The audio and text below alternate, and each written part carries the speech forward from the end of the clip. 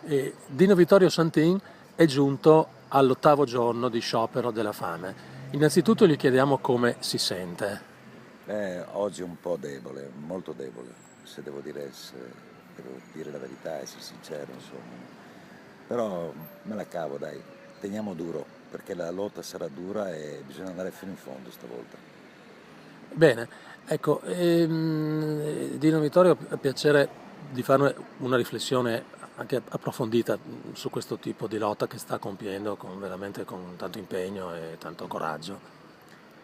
La mia lotta non è per me, perché non cerco un posto di lavoro, non cerco niente, però voglio fare una riflessione ai genitori che hanno fatto studiare i propri figli per dargli un loro futuro, con tanti sacrifici anche.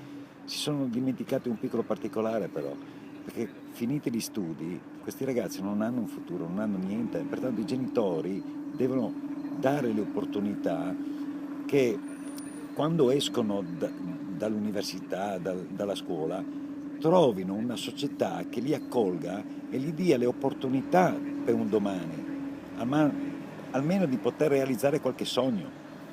I genitori sbagliano a dargli 10-20 euro per andarsi a bere lo spritz, perché è come farli stare zitti, cioè di non dargli l'opportunità di rendersi conto della situazione qual è e ribellarsi a questo sistema.